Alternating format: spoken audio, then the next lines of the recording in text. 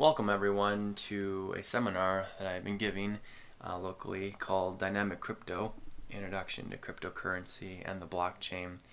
This is going to be material that I cover in a live seminar, and I want to present it to you in my online channel.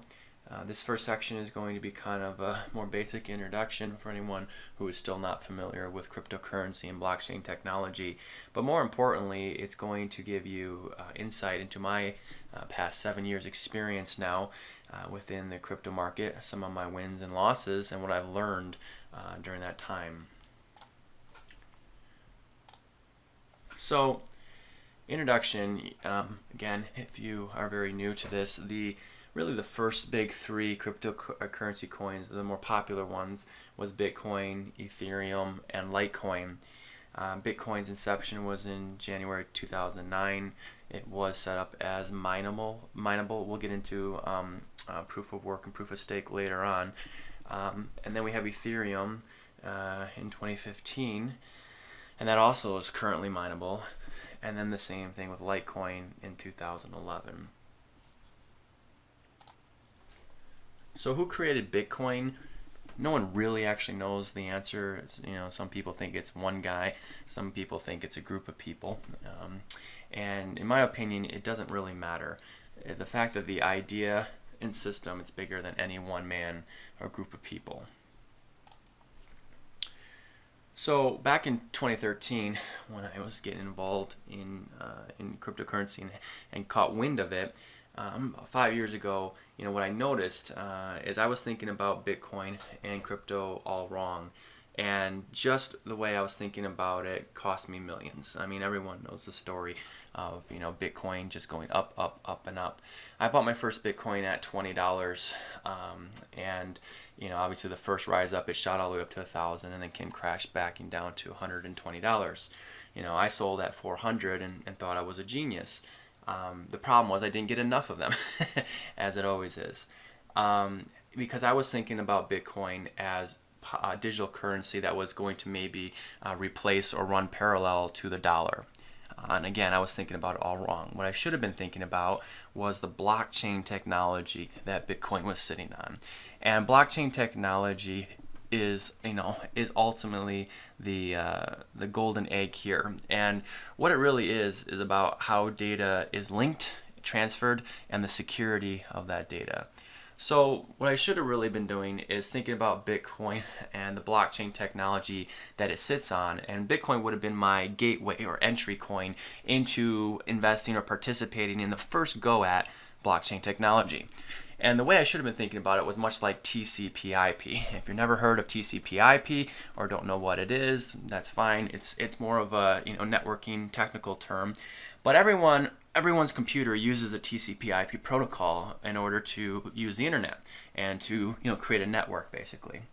And so going back to this, how would one place a valuation on the TCP/IP protocol? Well, we have to look at all the applications or websites that sit and run on top of that. Some examples, of course, would be Google, search engine, what that became, Netflix and all the video streaming. Amazon has video streaming now as well, but Amazon is a huge e-commerce platform. You can buy and sell anything you want there. Don't forget eBay and all some of these older ones that started up on the internet using the TCP/IP protocol. So just these three companies alone, I grabbed their market valuation in Wall Street as of about April of 2018, and those provided about 1.4 trillion valuation combined. So we can translate over and say the TCP/IP protocol, just based on those three, is worth $1.4 trillion. Now, there's a really good video that I found on YouTube that explains TCP/IP, and I believe, I'll leave a link in the description or comment section below for you guys to go watch this on your own time. There's no need for me to bring it up and just have you watch on the screen with me. But basically, knowing all of this now, back in 1999, if given the option, there's a question to you, the user, would you have invested in Google the company or the TCP/IP architecture if there was such a thing? Okay.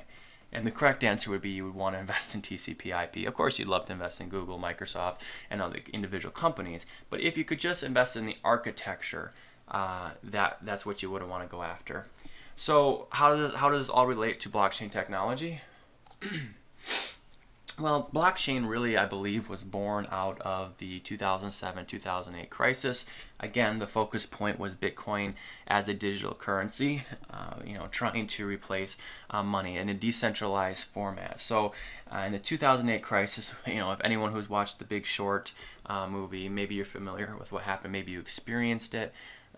There was a housing bubble that got created, and this was due to the Fed's policy of lowering interest rates, lower, making the availability and accessibility to credit very easy and to anyone. And it just kept feeding, housing prices. They went up and up and up. And the problem was we discovered there was a lot of fraud within this market space. We had credit agencies like Standard & Poor and Moody's rating this debt that was packaged and sold onto Wall Street to pension funds and 401k plans and individual people buying it as really great AAA, AA credit ratings of this this debt. And the actuality of it was in the mortgage bond tranches, as you can see down here in the left. The reality of it was a majority of it was crap. And again, the movie The Big Short gets into this in fairly good detail, Hollywood drama, but they do a good job of explaining it. So the problem was proof of ownership, and do you really own the asset?